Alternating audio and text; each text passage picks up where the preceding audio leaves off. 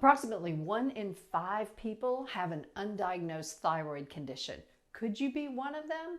I'm going to go over some common symptoms of a slow thyroid and ask yourself, does this sound like me? You're not going to have every single one, but if you have 3 or 4 of these, I think it's a good idea to check your thyroid out. And I'm going to tell you exactly how to do that. So here are the symptoms. Fatigue, especially in the afternoon. Increased sensitivity to cold, or you're, chilly when others are comfortable. Your bowels can be slow, constipation, or just, not really good, complete bowel movements and not frequent. Remember, we're supposed to have 2 to 3 a day. So less than that, not ideal. Dry skin, losing hair. That's probably one that people pay attention to the most, is when they feel that they're starting to lose more hair than what's normal. Weight gain is another thing that people really zoom in on, because who wants to be stuck at a weight that they're uncomfortable with, even when they're exercising, even when they're, eating well, and they just can't seem to drop it? That's another thyroid symptom. Hoarseness to your voice is another symptom that can happen, especially if you have an autoimmune thyroid condition where your immune system is attacking your thyroid. Your thyroid is at the base of your neck here. So if you are, experiencing an autoimmune attack, it can make your voice hoarse. The other thing you can watch for is a swelling at this lower part of the neck. A lot of times people will look like they have rings around their neck because it's actually a little bit swollen. Those are other signs. Muscle aches and weaknesses. Elevated cholesterol. That happens with a lot of hormone imbalances. Pain, stiffness, swelling in the joints. Depression is a classic symptom of a low thyroid. In fact, people who suffer from depression, the first thing that should happen is rule out an underlying thyroid condition, because that could be the whole cause.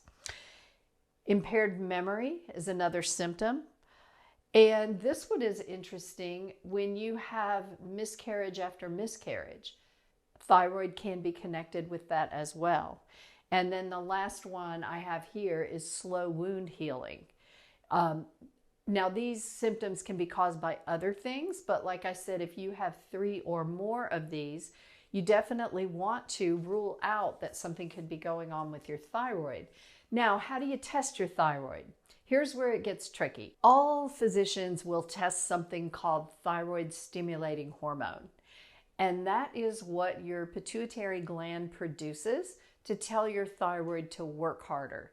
So that TSH, the higher it goes, the lower your thyroid, because the more your pituitary is having to yell, come on, produce some hormone here. TSH has a range of 0.5 to 4.5, and that's a really, really big range. You can be well inside that range and still have your other numbers be off. So if TSH is the only thing that's being measured, you're going to want to ask for some more depth in your thyroid testing.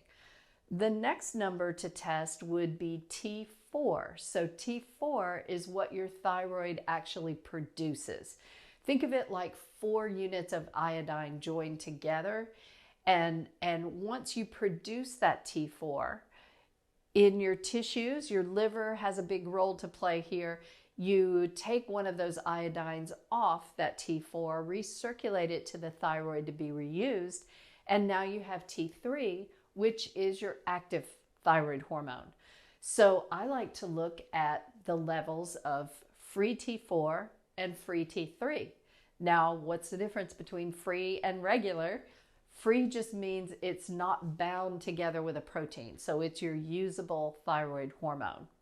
So those are wonderful to test and get a picture of how robust your thyroid is doing. But then you also should get your thyroid antibodies test. That is thyroid peroxidase antibodies and antithyroglobulin antibodies. Now, a lot of physicians don't test that because in medicine, they really don't know what to do about it. This is called an autoimmune thyroid condition. Hashimoto's, it's called sometimes when those are elevated. But because they don't really know what to do, they watch the other numbers and give you a prescription for thyroid, and they just don't really care about the antibodies. But naturopathically, there's a lot that can be done if your antibodies are high, and you definitely want to go into that. I'll address that in another video. Get all those tested, and then also test something called reverse T3. Reverse T3 can actually work against your T3 levels so that your free T3 may look good, but if your reverse T3 is high, you can't use it all. So it's way more in depth than most physicians test, but if you ask for those and have those run, you're going to get a much better picture of what's going on with your thyroid gland. If you would like a very simple at-home test to see if your thyroid is functioning as well as it could, then I recommend temperature testing. Your thyroid, part of its job is regulating the heat production in your body. So when you have a temperature of 98.6, that's because the thyroid is causing your body to produce enough heat. If your temperature is chronically below 98.6, that's an indicator that you could have a slow thyroid. Now, it's okay if it's a couple of tenths of a degree, but if it's 98.3, 98.2, and even lower, I see people in the low 97s sometimes, that's an indicator that your thyroid is not acting robustly enough to protect you. Now, think about this aspect of it. If you get sick, one of your best defenses is running a fever. That 98.6 degree temperature is helping to keep harmful bacteria and yeast, opportunistic yeast, under control.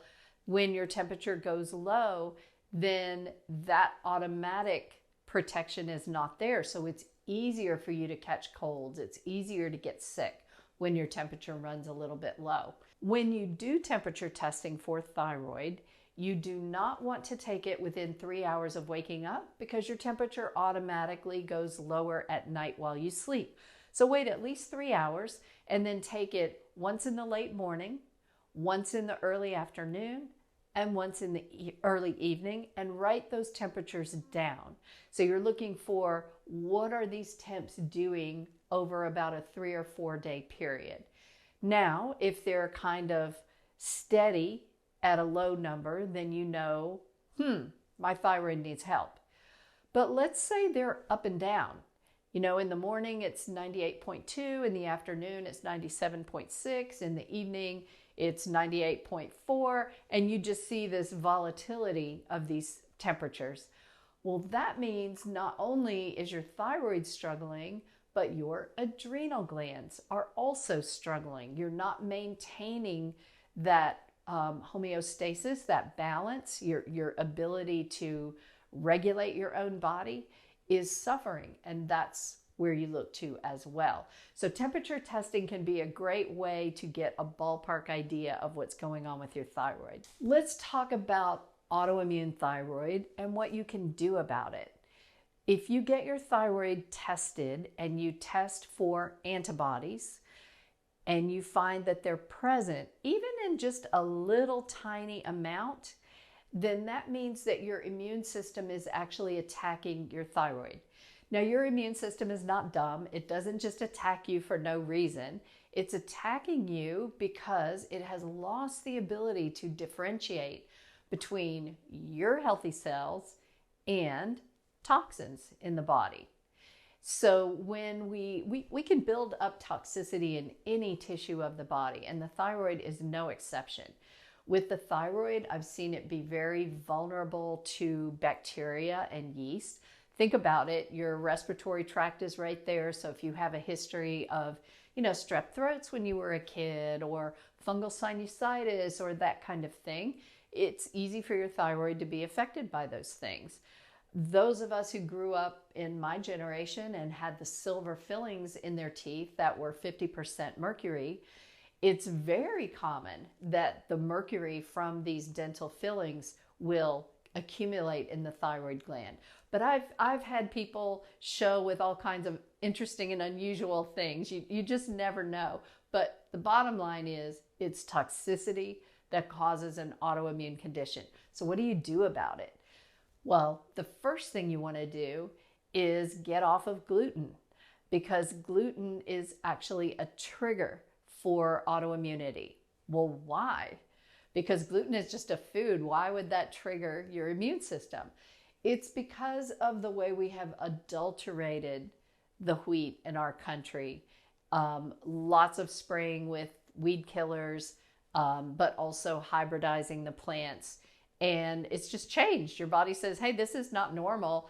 And it will ramp up that autoimmune response in your body. So the first thing you do is get rid of gluten if you have an autoimmune, not just thyroid, but any autoimmune condition. And then the next thing you want to do is supplement with selenium. Selenium is deficient in soil in many places. It's very, very important for thyroid health. So that would be the second thing I would do, is supplement with just a little 200 microgram selenium supplement. Or you can eat a few Brazil nuts several times a week. Brazil nuts are very rich in selenium typically. From there, you want to look at detoxification. Now, of course, in a video like this, I can only give you very general recommendations. When I'm working with someone, I can muscle test specifically to see what kinds of toxins need to be purged. But in a general sense, a castor oil pack over the thyroid, it has a drawing effect. It also has an anti-inflammatory effect. And so if you don't know what's causing your autoimmunity, you can't go wrong with a castor oil pack. Those are the biggest steps to take. You definitely want to get the autoimmune attack over because you are destroying thyroid tissue every time that happens. It can make you feel very manic, like you're racy one minute, depleted the next minute, and that's because every time that attack happens, you're releasing thyroid hormone that's stored in the cells of the thyroid tissue. It's not a fun trip to take. So get yourself tested, find out if this is going on for you, and let me know if you need extra help. I do work with people remotely. I work with people one-on-one. I do a consultation. It's only $50 to sit down for a consult with me. So if you go to the link in the link tree that says Vitality Project website, or just remember myvitalityproject.com, you can easily schedule a consultation if you'd like to do that and work one-on-one, or take a look at working one-on-one.